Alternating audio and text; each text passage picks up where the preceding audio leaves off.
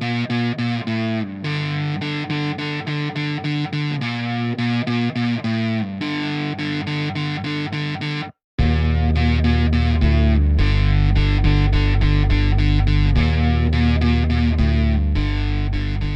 and gentlemen, get ready for a creative force to be reckoned with. She's the producer who makes it happen, the art director who knows what's up, and the business development lead who gets results. With over 15 years of experience in the creative industry, she's the real deal.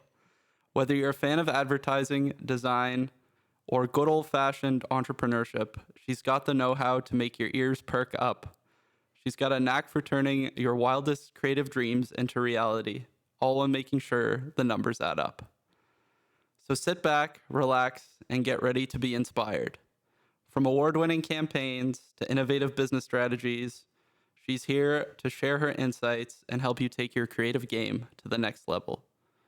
Please welcome Carolyn. I don't know how to say your last name. I just realized. Atyeo. Atyeo. It's Okay. Atyeo, yeah. There you go. Yeah. Please welcome Carolyn Atyeo. There you go. Wow. That was an amazing intro. It's not bad, right? It's a mouthful as well. Yeah, it's a little bit of a mouthful. Honestly, I was like, I feel like I'm winning an award.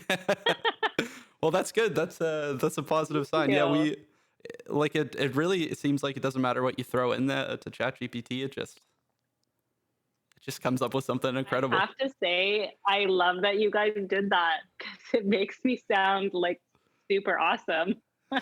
Hey, it's nothing but the truth. So maybe to start, for anybody who doesn't know you, maybe we just like you to tell a little bit about yourself and maybe how you got to where you are today. Yeah, I mean, I don't know how I can top that Chat GPT intro, but I will take a stab. So yeah, I started essentially in this business. I did a diploma in advertising and graphic design at Humber, and then I got my design degree at OCAD, and I started as a graphic designer, art director initially, working at agencies like Grip and Ben Simon Byrne and Publicis, and then made the shift into post-production, working at editorial companies like Married to Giants and Panic and Bob, which is not a company anymore, but for those people who have been in the industry as long as I have will know it. And then Alter Ego. And so it's been an interesting career in that I understand what creatives need and then understand how to kind of creatively execute it as a producer. And so for me, the move to producing was brought on just like sheerly out of the fact that I didn't know what a producer was in school. It's not something that at OCAD, at least in my program, they talked about. I wasn't broadcast. We didn't focus too much on because I was doing my major in design. And so when I started working and getting exposure to those types of people in that role, I kind of was like, oh, that sounds interesting. I think I'd be good at that. And it intrigued me. And so it's been nice because I feel now I truly have like the best of both worlds. I can be part of the creative process, but not have it be my idea. Because I think for a long time, I just felt I wasn't really executing my vision, or things weren't looking like how I wanted. And that just comes, with being at an agency and going through different layers of approvals. Whereas as a producer, you're just there to execute the job and get it done on budget, on time. And I'm not so attached to the idea, let's say, if it's because I don't know the different versions, the iterations, I guess, that have come before it. It's just, it comes to me in its final form, and then we try to make the best of what it can be. What do you like so much? Like, what drew you into producing in the first place? Was there something specific that you were like, oh, I like numbers, or it's like I like being kind of a part of the creative, but not fully with the creatives? What was that? What was that like for you? Yeah, I think for me, part of it was, um, honestly, I think a bit of it was just like the glamorous life of broadcast a bit, because at the time, like, the like shooting TV commercials was huge. Content wasn't really a thing, and so I just was like, oh my god, like to travel and like go on set and all those things that I think a lot of people just gravitate towards and see the magic that can happen in that world. And it can happen creatively as an art director too. But I think for me, it was the problem solving of how to create something, take an idea and actually like bring it to life and have all the various production partners to do that with. And it wasn't so much about numbers because I'm horrible at math. Thank God for Excel and now Chat GPT to just like spew out a quoting sheet that can just like have all those formulas there. But yeah, I think for me it was the organization part of the job and just putting the right people in place to get the job done. So interestingly enough, like talking about that, how do you manage like different personalities, different working styles, when you're assembling a team? Like how do you get people all on the same page when you might have all these different, creatives, and creatives can be very different from one another.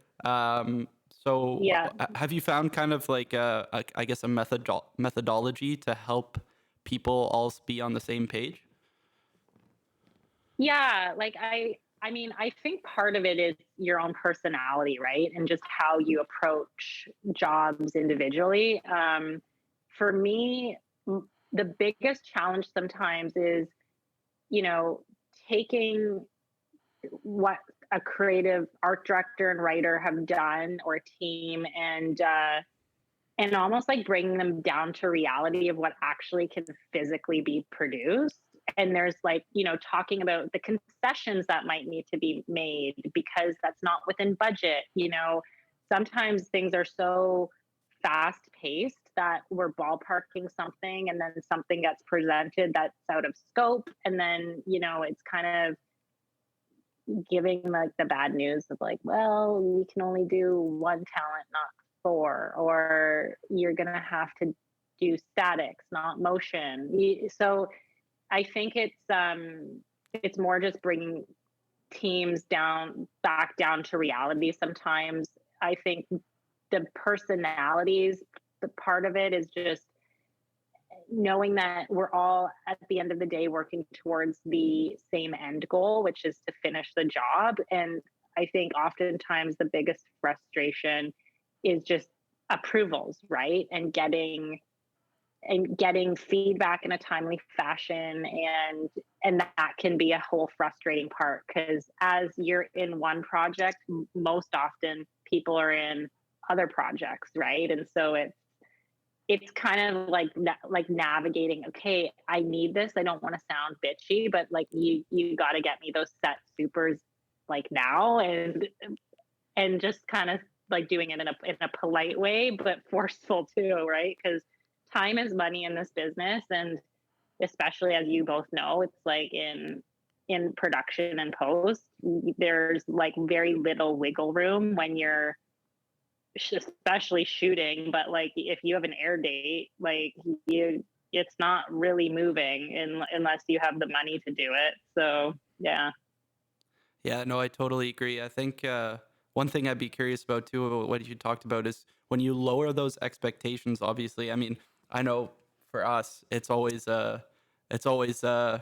have kind of a pie in the sky vision of the what we want to come to life on every project. Do you find that once a director, or once other creatives have been in the industry for a little while, that they're able to kind of rein that pie in the sky notion in a little bit and be a little bit more realistic about what they could possibly achieve with a project? Or is it still like, no matter how long you've been there, you just want the best?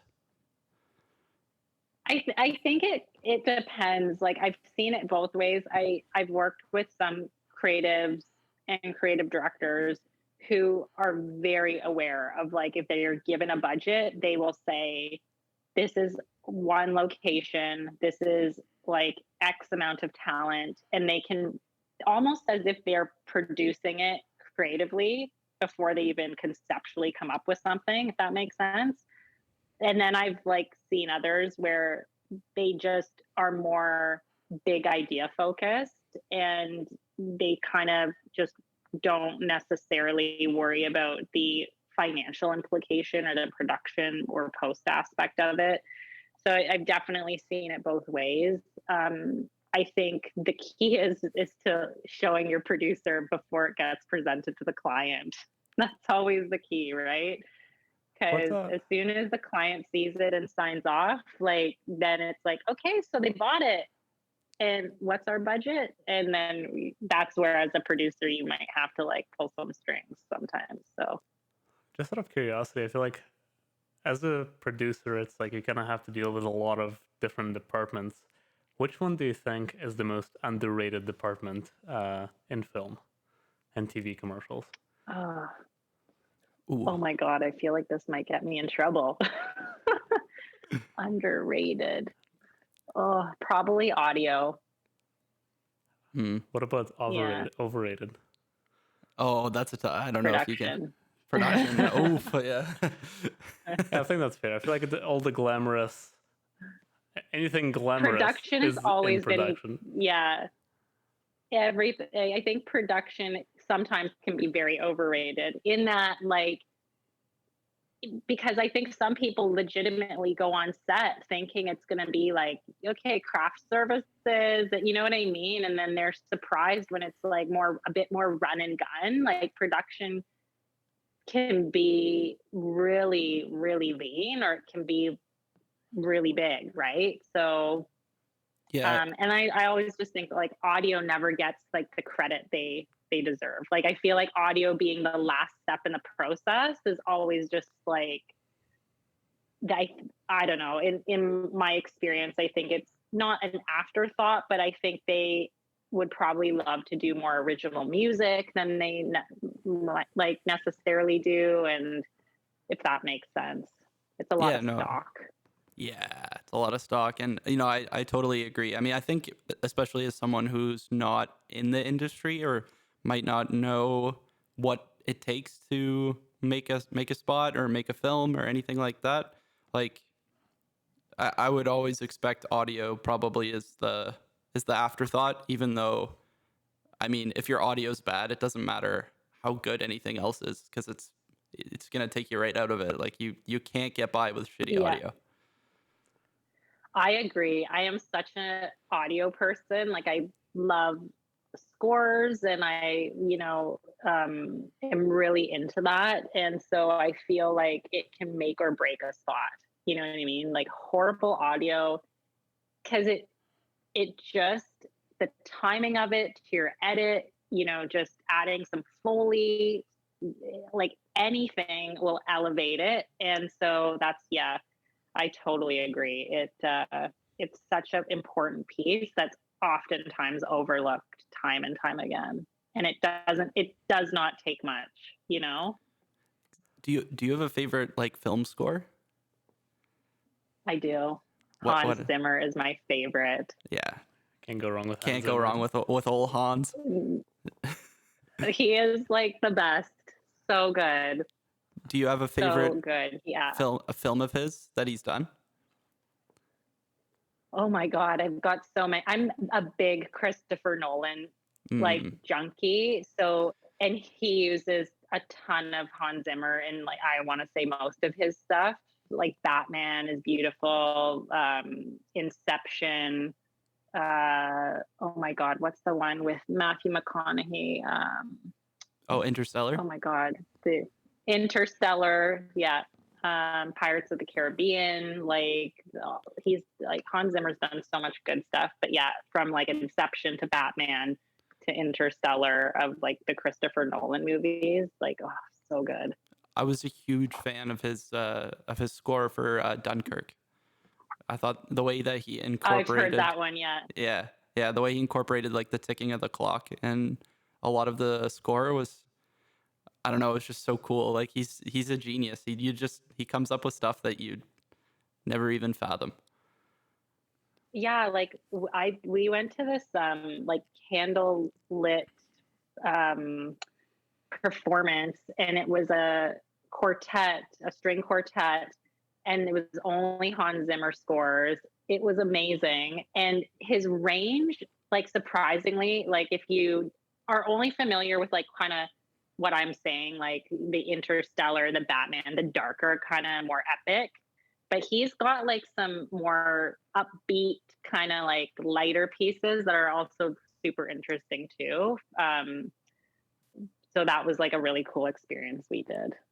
Yeah, I bet. Did you ever catch his Coachella show? No. Yeah, he Oh actually. my god. Yeah, he went to Coachella and did a whole huge concert and everything. He was in Toronto, like I feel like in 2017 or 18 maybe, and someone was selling their tickets, a friend of mine, and I should have jumped on them. I don't know why I didn't, because yeah, he was playing at the Rogers Center. Oof. And I never went. And I'm like, why didn't I do that? Hans, come back. Yeah, I know. If he comes back, I'm gonna go 100%. So in terms of just sort of curiosity for people that might not know as much about producing, what goes into it? Because I feel like for producing as well, it's like it's one of those things that it's like depending on the project and depending on a lot of things, it's very different what you do. So if you can maybe talk a little bit about like what your process like as a producer, both before the project even starts, like during the project and in post as well. Yeah, for sure. So generally before, like for me, I like to see things in an ideation stage, like at least have like a team loop me in when they're just coming up with kind of initial concepts. Because oftentimes I can kind of say, no way, like we just are not going to have the budget to do this, especially like, and it can be something super simple. Like I got something recently and it was with stock, but it was the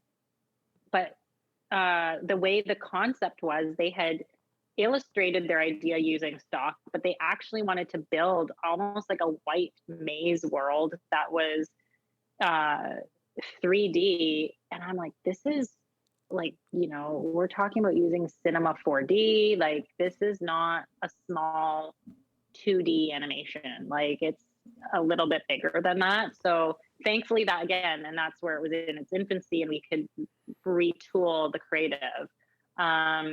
So, and then after that, once it gets sold through, what I typically do, depending on if we're using if we're using our internal team, then I don't have to get it quoted. But before it would get sold through, I would kind of like, ballpark it out, like, and say, okay, this idea is this idea is this, and the client will buy off.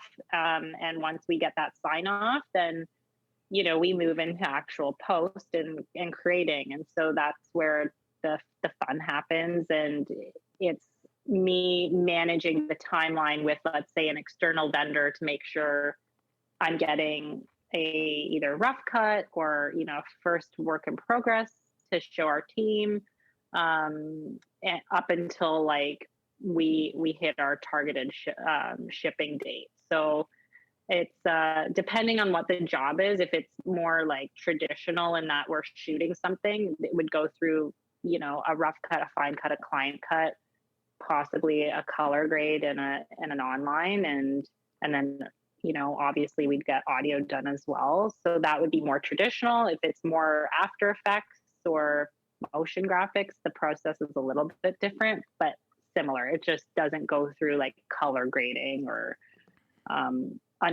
what a traditional online might look like, if that makes sense. Yeah, so totally, some steps are skipped. And just out of curiosity as well, how do you, as a producer, like how do you know how much funds to allocate to specific things when the project is still in the early stages? Because I feel like especially when it comes to like animations or After Effects, anything like that, it's like I feel like sometimes you probably don't even know how much is needed to be done until you kind of get into it. So how do you deal with that type of stuff?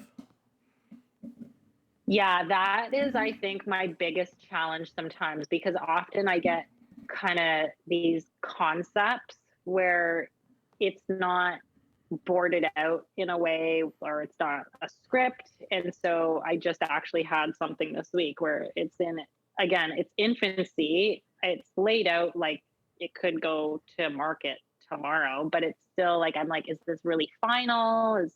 What could change?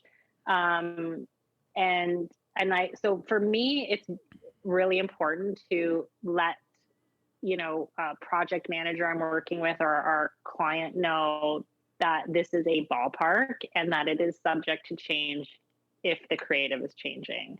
Now, I think costing something out on my own, that comes with experience. Like, I can kind of generally look at something and say, okay, like, I know how much a day of online is. I know how much an hourly rate for a color grade is. I, quoted editorial most of my career, so I generally can gauge that pretty accurately. Audio is always dependent, right? It's like you kind of have your baseline costs, but again, if it's like, are they thinking original music or is it stock? Is there sound effects? And what's coming up in audio more, which I'm learning, is with talent, if you have alt tags, that's an extra cost now because talent wants to get paid, per tag. So if you have like coming soon, coming now, apply now, learn more, sign up, those are all extras, right? So it's always important to know how many versions you're producing as well, because that kind of comes into play. So I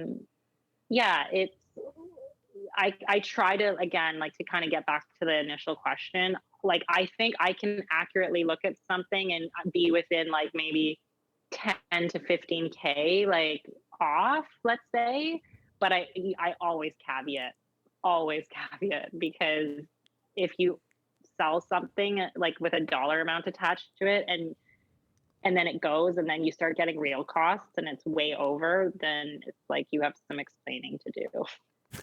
Has that happened in the beginning of your career? No, thank God, no, because I was pretty buttoned down about like dotting my I's and crossing my T's. But it on one project I did, I was like not in over my head, but I wasn't factoring in some costs that I just assumed would have been included, because stuff has also changed with COVID, right? And production. There, especially with more so with talent, like giving.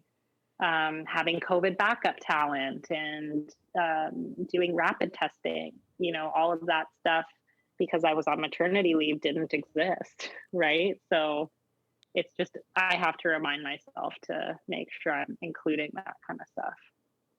Yeah, I mean, the COVID, I think, threw everybody for a loop. I mean, all of a sudden you had COVID compliance officers and like all this kind of stuff that never existed before, and you're trying to wrap your mind around that. I remember for us was like, and also a bit of a headache. Every other day, it's like the rules are changing. You're like, one day you have it set up, and then the next day you're like, oh, you need this or you need that. They're like, oh, now masks are not mandatory anymore. And it's like being able to keep up with all of this while also doing your regular work is something else. Yeah, I know. It's like, masks are still mandated on set, at least the ones I've been on recently, and it's very buttoned down.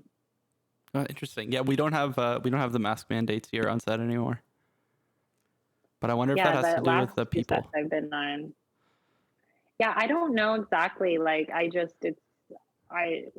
was just told it's like masks on set. They had them there, and most people were in them. It wasn't a free for all of like maskless people. Everyone was kind of wearing their masks.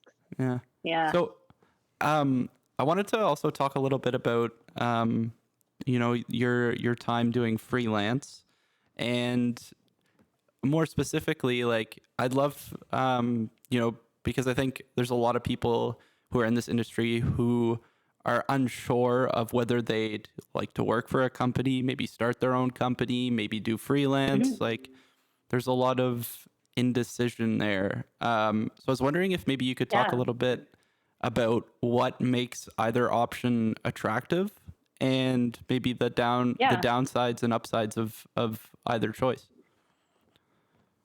For sure. Yeah, that's a great question. I've done freelance in like many roles, like early on, like as a designer, because I came out of OCAD in the 2008 recession, so it was Oh kind of like wow. no one was hiring, so I was forced into it, right?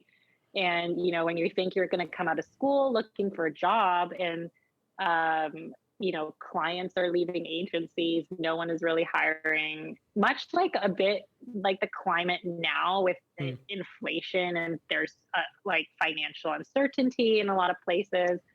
But yeah, I was forced into freelance right out of the gate, and it was like eye opening because I'm not the kind of person who likes the freelance life. Like I much prefer a stable paycheck. I am like a planner, and that's probably why I'm a producer. I just like the order of things.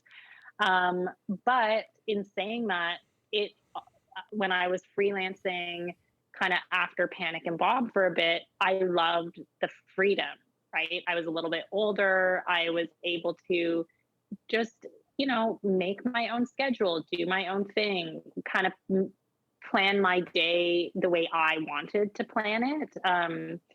So I think, with freelancing, you get to write stuff off. There's like huge pros to doing that because, you can be your own business owner, and that's its own experience, right? Because you're freelancing in your job, but then you're also a business owner because you're having to, do the tax stuff, and you're having to um, almost be your own salesperson in a way. And so I think people who are maybe scared to do it should try it, because I think it really does like give you invaluable experience, because you have to hustle, right? I mean, it's not, nothing is going to come to you. You have to put yourself out there, be persistent, knock on doors. And when you get turned down, it doesn't mean it's a no. It just means not right now. And then you have to kind of find that right time, because there are tons of places, especially early on when I was a designer and an art director, where it's discouraging, right? Like you're kind of like, no, you're hearing no a lot, or we just don't have anything right now, but touch base here. And it's like timing is everything, and things do fall into place. And I think, my biggest piece of advice would be just to like trust in the process. You will find something. It is so discouraging and isolating, I think, when you're in it, because you're by yourself doing it, but there's something that's really nice about that too. Yeah, totally. Did you find that there was more money in freelance and that comes with more stress, or would you find that it's kind of like about equal for you and you just kind of like the idea of having a paycheck all the time, or was there anything like monetary wise that freelance is better for? I would say there's definitely more potential to make more money. I definitely made the most money I've ever made when I was freelancing, probably. But then I think back to it, and I'm like, well, did I actually? Because when everything was said and done, I wasn't in um like the relationship I'm in now at the time, and so I didn't have benefits, and so that was all out of pocket. Like, thank God my mom is a dental hygienist and can clean my teeth, like for the family rate. But you know what I mean? That all that kind of stuff adds up, right? Prescriptions. So I never did it long enough, I think, to fully truly know if I was actually making more than I was making full time in a way. But I mean, I definitely think that freelancers do make way more, just because the ones that I've interacted with that are interested, let's say, in getting back into a full time role, their salary expectations are very different than what, a company might be willing to kind of part with, per se. That's pretty If interesting. that makes sense.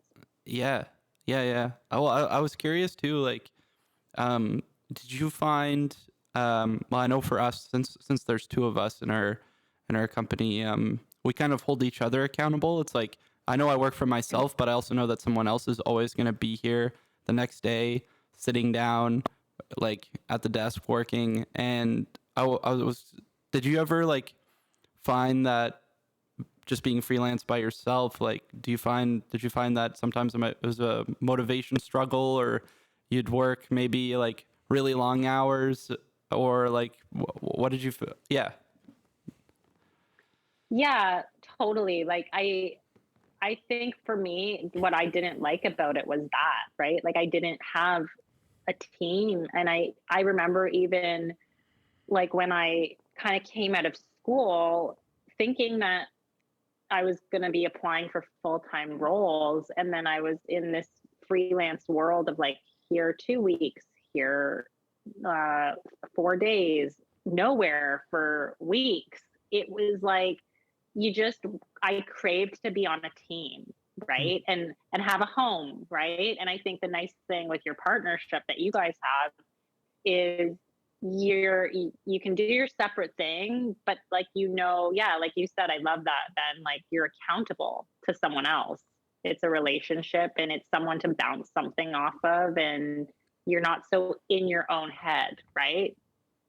Did you like Like that? I think I said it earlier, isolating is a good word for freelance sometimes.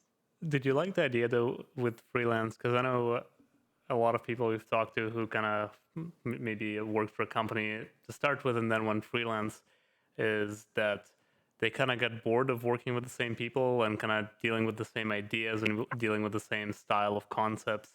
Like, did you enjoy the idea of working with completely different teams, or do you still think, in your case, that you enjoy working with a set group of people?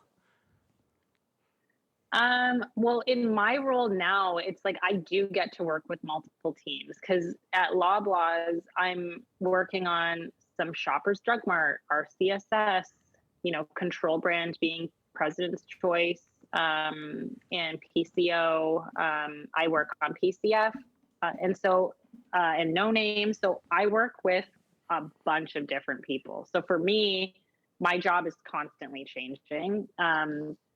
And that's what I love. Like nothing is the same, but I totally get your point of when you've talked to freelancers in the past, because I think that's a huge part of it. They get to a place where it's repetitive and it becomes not a challenge anymore. Or some agencies are structured where you're siloed onto one piece of business or maybe two pieces of businesses, and you don't get to really like go through the whole client roster. Like other agencies are organized in a way where it's all hands on deck. It's just whatever comes through, you get to work on a project and cycle through a client roster that way. So I think it's really dependent on the person, right? I think it's just a matter of what they are looking for ultimately. If they want to be in a new environment and place and that excitement, it's like dating, right?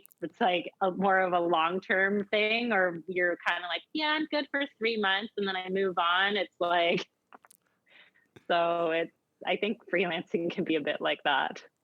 Speaking of dating, did you one thing Ben and I found, and I don't know if you found the same thing, it's like a lot of people in this industry date other people in this industry. Did you find that this was a challenge? Because I feel like the work hours are sometimes really odd, and it's like it's hard for people that are not in the industry to understand what your life might be like when you're in the industry. It's like if you get a call, sometimes you just have to answer that email or answer that call, no matter what time it really is. Did you find that to Yeah, be a that's a challenge? good question, Ilya. Yeah, that's a really good question. It, I, yeah, I think it is. I think it's interesting because, like, my partner, obviously being in the same industry, it's like there's this understanding, right? Like, you just kind of know the job, and you're getting like calls after hours, and it's just, it becomes like no one, like, you don't even notice it anymore because it just is, so you get it and it's natural, and it's like, okay. But yeah, like, I think there are totally people who date outside of the industry, and I know it because I used to have some employees who like had partners in different industries, and it was like, this was when, there were lots of social events, right, which is a huge part of advertising, and you're meant to be at them, and it takes away from that personal time, right? And you can't bring your partner to a lot of these things. It's like a no.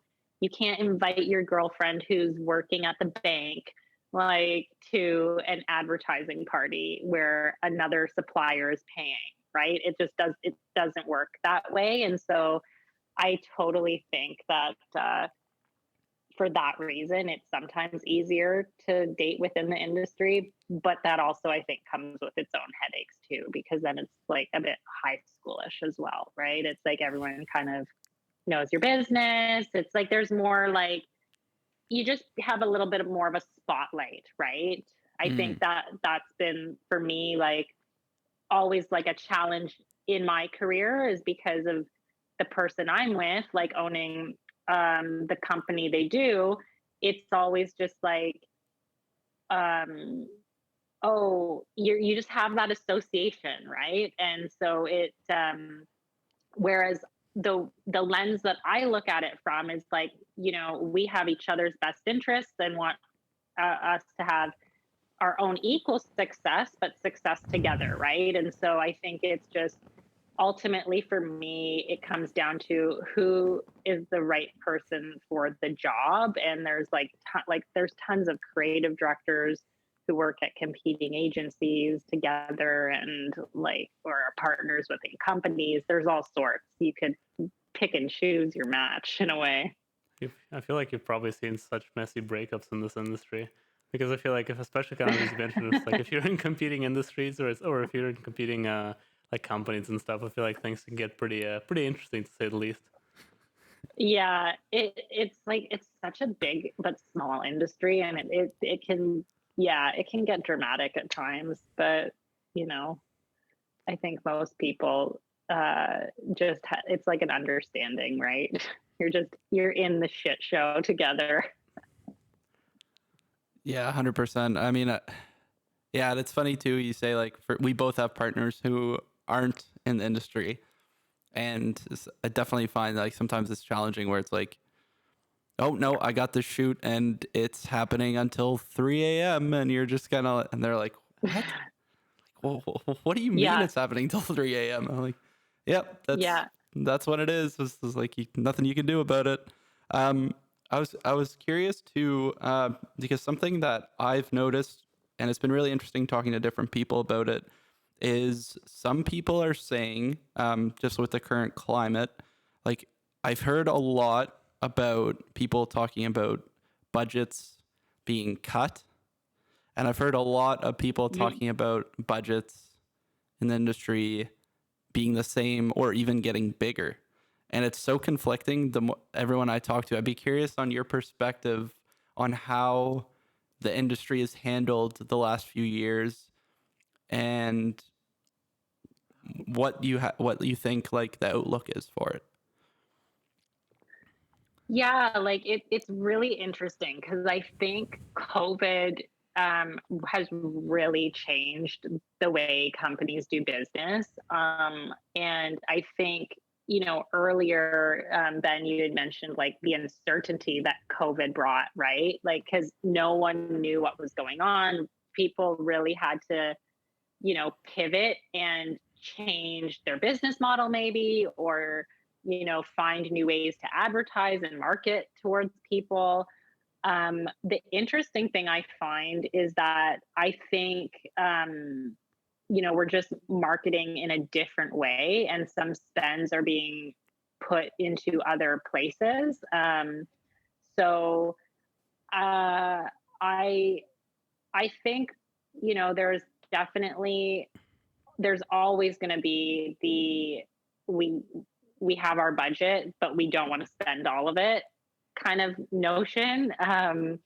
But I think that, at the end of the day, big companies are going to kind of continue to be dumping money into marketing. I think that I don't really see budgets getting smaller.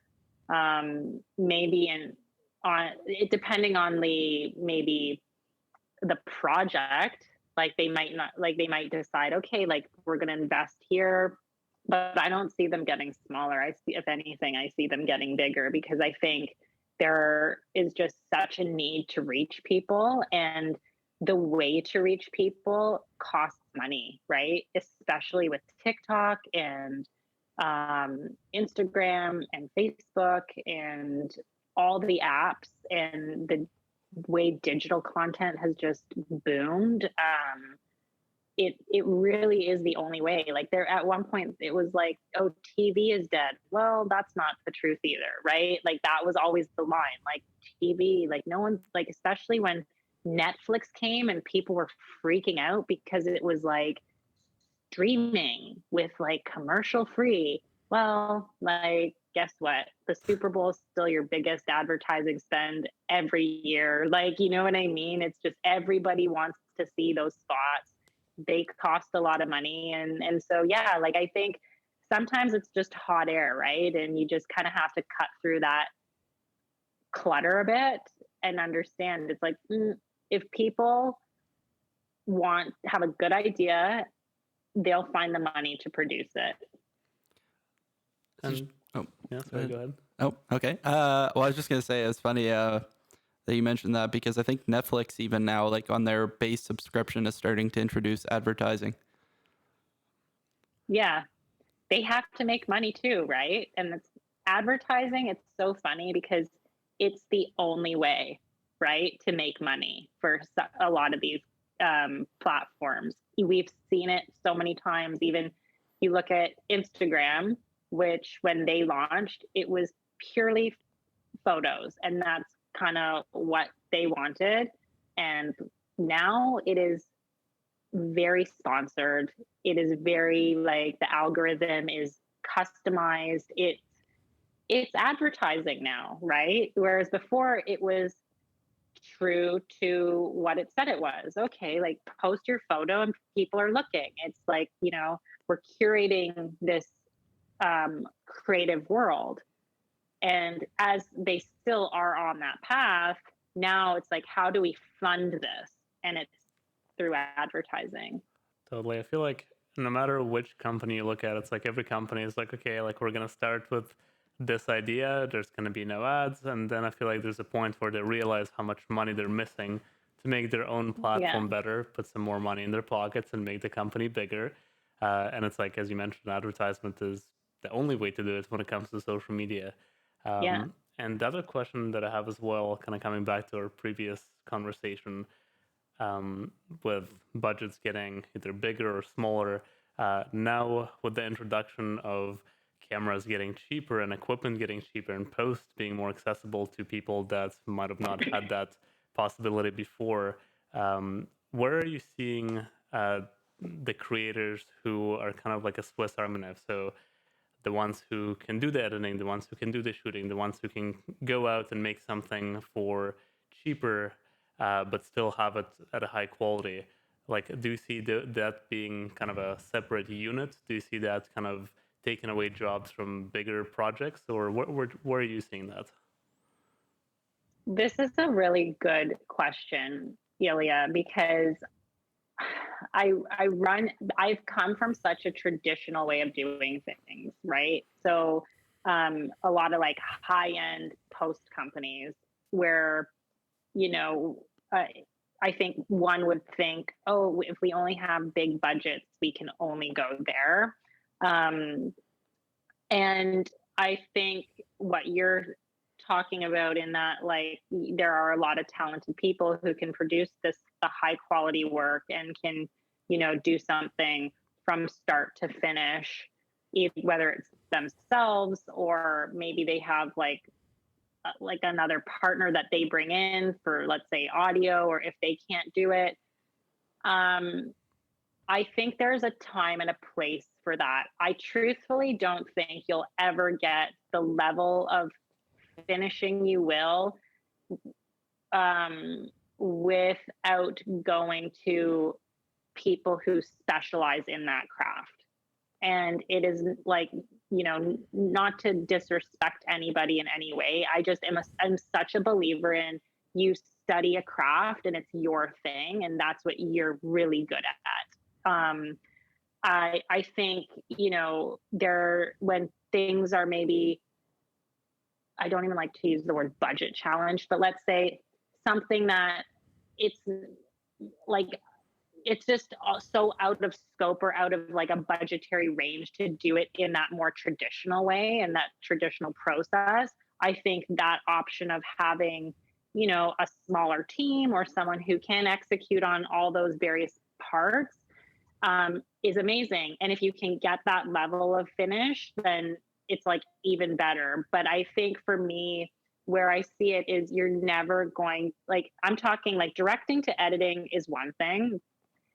But I think when you start really getting into like color grading and actual onlining stuff is where your work can start to really get like a little bit messy, because VFX is a specialty. Color grading, you can't really do it in Premiere. It's just, you can't properly. We've tried, and I can it's confirm. More of like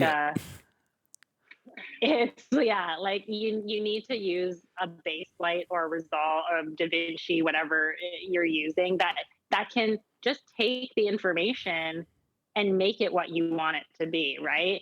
So I think it's being smart, and it's like oftentimes I do some like a mix of the two, right? If it's like a director editor, but then you can do the grade and the. We're just going to take a quick break here to thank today's sponsor, Audio Issues. We had Carolyn's audio cut out mid-sentence, so I'm just distracting you for a moment while we fix things up. All right, now, back to the action. But I think I was saying that what I like to do is kind of, do like a director editor, if that's like, and then pair it with like a color grade and online facility.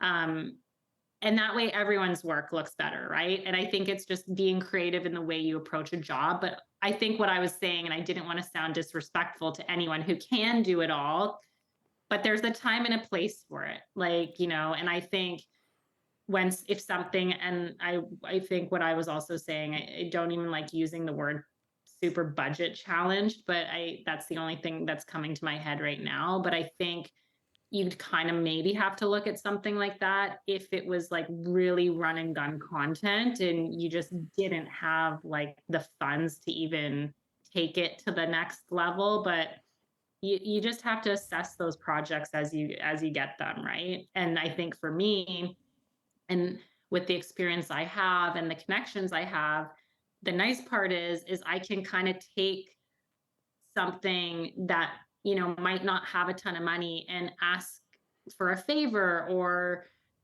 say, hey, is this something you guys think you might want to put a junior on, and use my connections in a way that to make everyone's work better and to give back, right? Because oftentimes it's really hard for assistants to get reels and people who are up and coming in their careers going. So I always try to be flexible and not ask for the best person. It's like everyone needs a chance. And so you just have to and give those opportunities, right?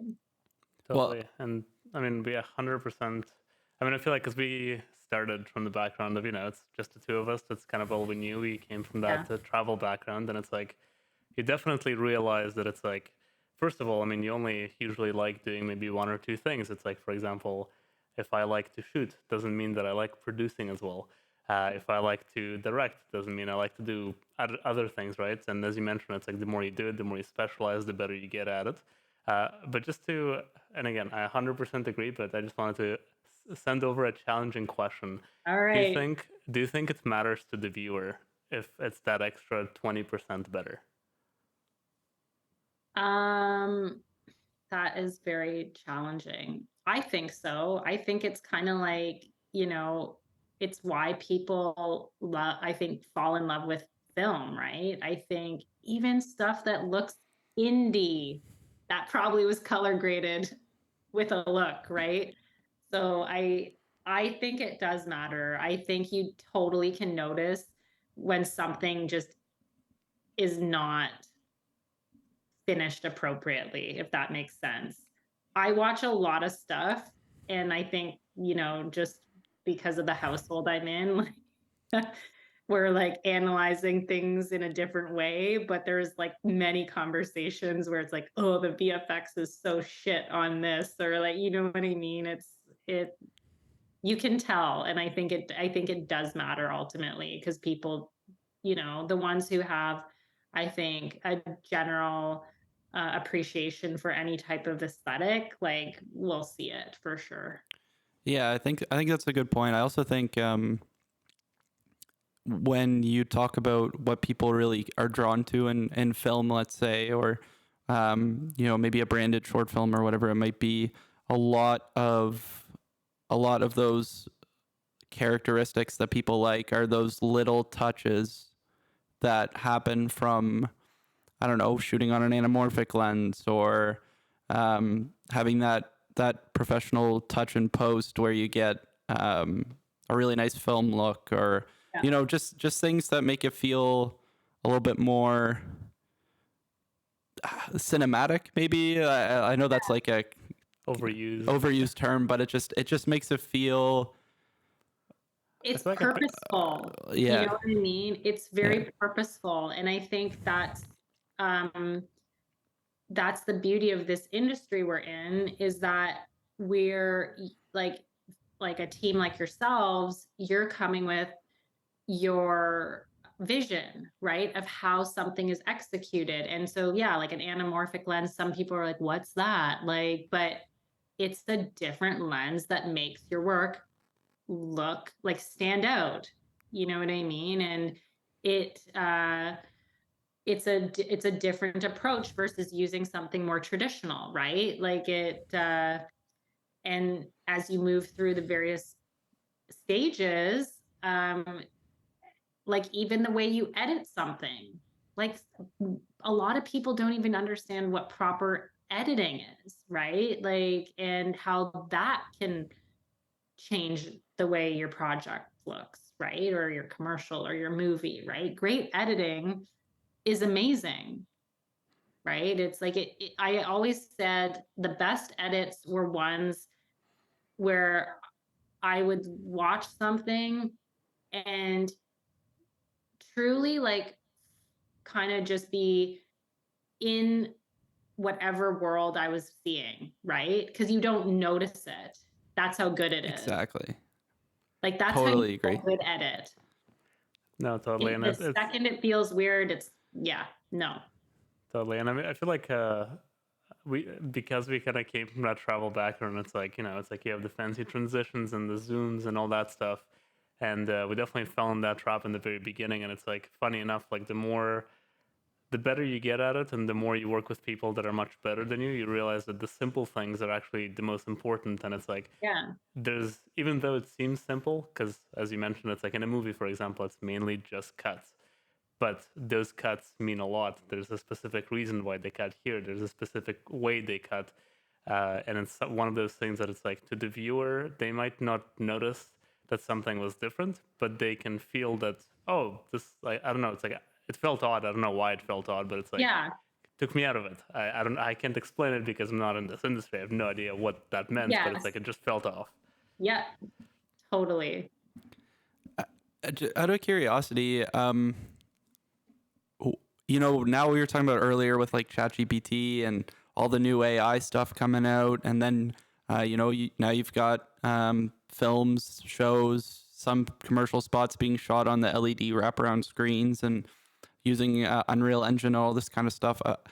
I'm curious, for someone like you, where you have to kind of be aware of all these different technologies that could be implemented into a production, as well as their price point. How do you stay on top of the latest and greatest, and how can you tell what's appropriate for a project during that time? That's a good question. I think it's like by watching more commercials. Yeah. It's like watching all the TV. Even though sometimes I'm like, I don't want to watch anything. I think, you have to, the way you kind of stay engaged is you're right, Ilya. It is watching stuff, right? And it is being in that world, like immersed in that world. And we one of my colleagues and I, we've started this LA speaker series to, inspire and motivate our creatives within the agency. So we bring in partners like Pinterest or TikTok. We've gone to Meta, and then some other kind of more traditional post places, just to talk, right? To see what new things they're doing. Because a lot of those companies are launching new things within their platforms. And so Chat GPT is an interesting one. And I'm curious to see where it's going to go and how it's going to affect advertising, because it will. I know it's going to. I can see it in that some brand will use it for a big creative idea in some way. We'll definitely be probably seeing that come up this year. So it is just gonna be interesting, but I think you always have to have your finger on the pulse and just and truly just kind of see what's out there and see where your brand fits in those worlds, right? Where do you see because I'm this affects us quite a bit, is more and more you're seeing people shoot on those wraparound screens, for example. Yeah. Where do you see that type of technology fitting into the filmmaking and also commercial world? So I see it when you're budget challenged and you need to, you want to write multiple locations, but you don't have the budget to fly. I think that's probably the biggest thing. I know that companies that have stores, it's a lot of them have to do store walkthroughs, right? Which, company, let's say Loblaws, we've got No Frills and Loblaws, our CSS. And when we do signage, there are store walkthroughs. It would be amazing to just have it in a virtual world where that stuff could be superimposed. You build it once and then you could just see it all and not have to disrupt the store. Because oftentimes then you're having to open at 3 a.m. and do things after hours and really coordinate. So that's where I see a big use for it for sure. And in movies, location is probably the biggest one, right? Because it's the most expensive. I actually have a follow-up on that. That's a little bit random, but do you know if a grocery store is ever planning to come back to 24/7 working hours? Are they ever coming back? Do you have any insights on that?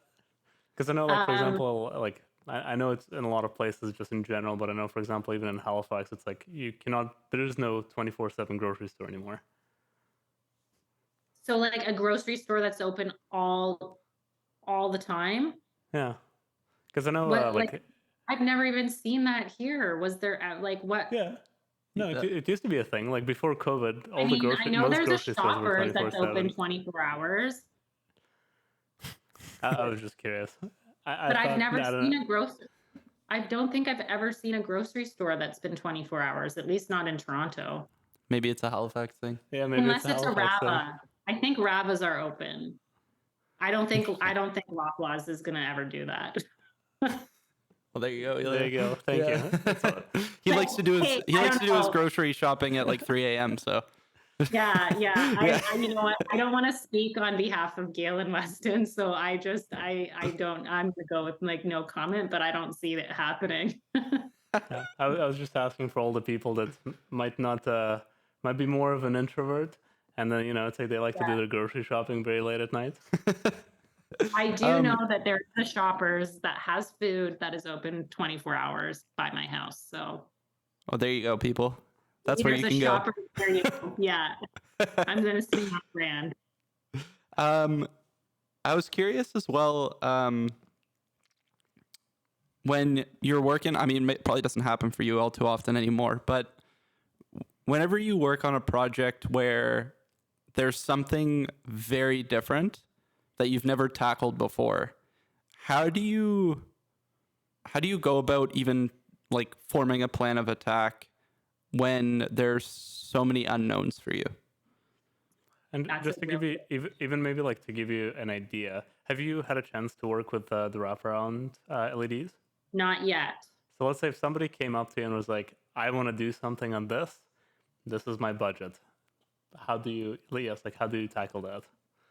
I think I tackle it in that you go to your production partners, right? Like you have to I think a lot of people sometimes take the weight of the world on themselves and on their shoulders and think, I've got to do this by myself. And, you really have to know that you've got people around you to help, right? So I'm the first person to admit if I don't know something and want to learn. And so I think how I would approach that is I would just, I'm going to need a director to shoot it. So I would just call up my production partners and say, have you ever done something like this? How do we execute this? And then that becomes part of your own learning, right? So it's connecting yourself with the right people. And oftentimes if they don't know, they'll put you in touch with someone who does. So,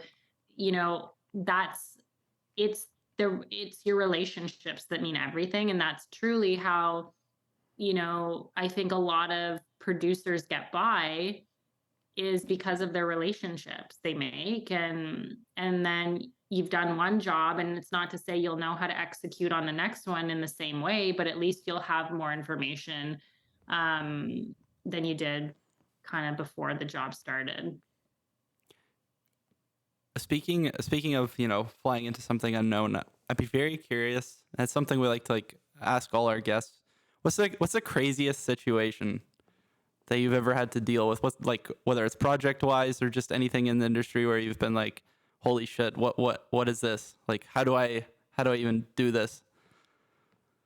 Oh my God, I'm trying to think. I mean, there was one job I was on, and it was super complicated just in terms of the way they wanted it shot. And there were so many moving parts, and it involved everybody's full on team effort, because it was heavy VFX. It was technically had to be shot practically in some ways. And we were all kind of, even the way the color grade had to happen, with the online, because it was day for night. That was really hard to explain to the agency producer I was working with at the time. Because she was like, what do you mean we're going to do the grade at the end? Because everyone's so used to a linear process, right? And it was like, no, we're going to do the online first and the grade last. And it was ugh, you know what I mean? So that probably was just a very not so much difficult but challenging, in that you needed to make sure everything was done correctly because of the way we were planning to roll out post, right? And so it involved all hands on deck, making sure we were all on the same page, and then it looked great. But yeah, that was a good one. And do like the projects like that, would they be usually the ones that are that have more budget behind them? Or could that have you also that one had a pretty healthy budget. But nothing crazy. It wasn't like anything huge, but it was just the technical aspect of it, I think, was different, right? And so it was just it was new for a lot of people, and it was just a matter of explaining, right? Okay, like this is how we're going to execute this, and because it needed to have a certain look, right? And it's figuring out how to achieve that look to get it to where creatively you need it to go. And how much time does something like this take you? Because I know, again, it's like some projects you work on them in a month, some projects takes a little bit longer, some take years to do. Like what's the range of the projects that you kind of have typically worked for? Is it a few months, a few years, sometimes depending on what it is, a few weeks? Yeah, I've had projects that have gone on for like a year. Like I worked on, or I produced rather, like a passion project was that was kind of over the course of a year, because it had to be in a dome and it was very technical.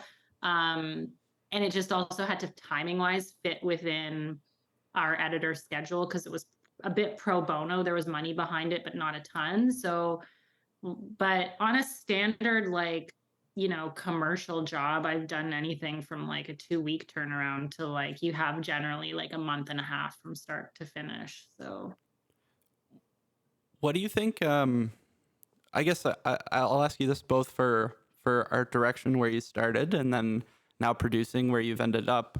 What do you think separates a great producer, great art director from the rest? Like how do you get from good to great? personality. How do you get a personality? And I say that, and the reason I say personality is because when I was in school, the line that was fed was, you're only as good as your book, and it truly it resonated, right? Because who you are and what you bring to a team is so invaluable. I've always kind of said people can learn how to either execute someone's vision or be trained to do something in a certain way.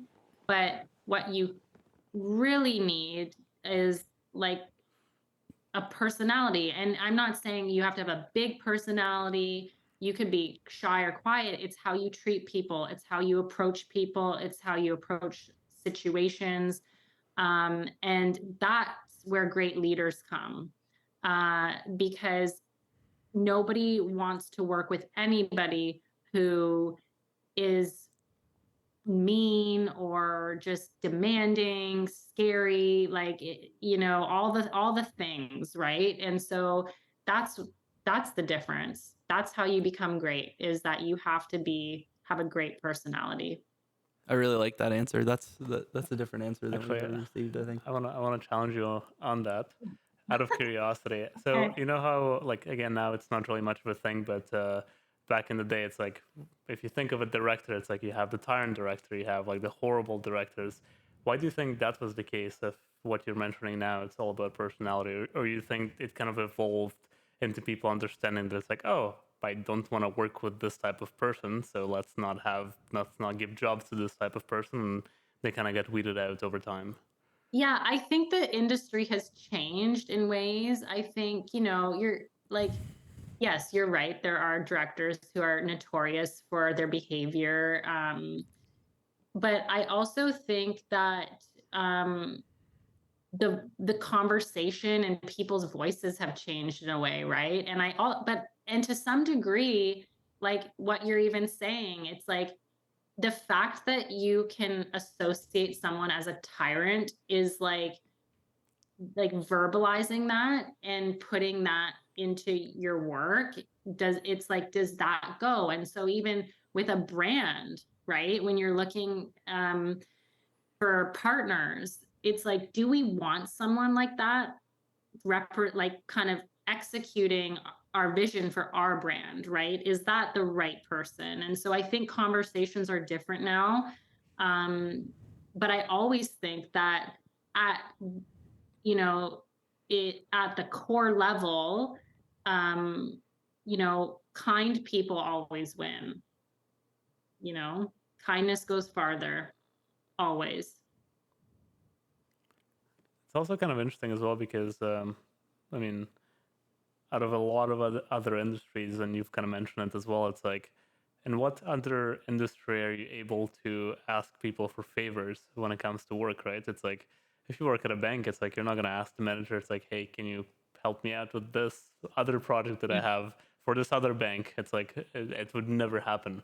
It's kind of interesting how this is the one industry where, as you mentioned before, it's like, it's really is all about relationships, because if you don't have those, then whenever you need something, nobody's going to be there. And whenever somebody needs you, it's like you wouldn't be there for them. And it's like, I feel like the only way this industry really works and kind of how you get to the next level is by building those relationships.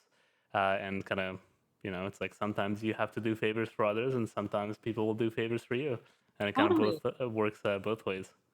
Totally. It is. You're exactly right. It's a relationship business. And I think, what gets you ahead of it is the time you put into those relationships, right? And it being a two-way relationship, because if it's one-sided, it doesn't work either, right? So it's kind of knowing when you're getting taken advantage of as well, and and making sure that that relationship truly is a two-way street. And just out of curiosity, what type of advice would you give to somebody who might be starting out and they feel like they might, of course, like they want to form those relationships, but it's like they might not, or they might think that they don't really have much to give. It's like, how would you tackle that? Because I feel like, for example, if you're coming out of film school right now and you want to be a director, it's like you want to form those relationships with the producers, other directors, and all that stuff. But it's like there's not really much that you can, for now, give them compared to how much you can take away from them. Yeah, that's a really good question. I think my best piece of advice is, you just telling yourself, like, you actually do have a lot to give, right? It's like change the dialogue in your head and realize that you do have something to give, because you'll probably, stuff that students are learning now is like, it's so different, right? And so I think don't like discount your own knowledge, like be confident that you have a voice, you have ideas. So, you know, you might be taking a lot because that person might have more experience, but you also have something to give, and you might not necessarily know exactly what it is in the moment, but just don't discount all the education you have, all the learnings you've done in school, because of it. You do have something to give. You just might not know it in the moment. Yeah, I also think, as a lot of the time, I mean, especially for us, for example, like we're relatively new in the industry. And I think, when people have been nice to us and kind to us, it does often feel like to us, for example, like I wish there was more I could do to show you like how much I appreciate either advice or, helping me out with this project or whatever it might be. But I think, how I'm kind of looking at it now is like, it's something like once you are bigger, once you are more established in the industry, like those are the type of relationships you can foster in a way that, they're doing for you now. It's like they're helping you get to a certain point. Once you hit that certain point, that's when, that like you can really show them how much value and how much, like how much they've done for you, and really thank them in a way that maybe you couldn't have before. Totally. Yeah. And it's like, even look, like Ben, like how we met, right? Super organically. like we've never worked on a job together, but it's like we had an amazing conversation. And like, yeah, like I'm hoping one day I can work with the two of you when it's appropriate, you know? And I think like it's all about, finding people who are like-minded, who are willing to talk with you and, you know, put you in touch with the right people. And that's what this business is, right? It truly is about connecting. Yeah, I totally agree. And to kind of wrap things up, I would love, at the end, we always like to ask for a piece of advice, Wisdom. some words of wisdom, perhaps that we haven't covered. For anybody watching, any final thoughts you'd like to share about, maybe for people who are starting their journey or are a little bit unsure of where to go.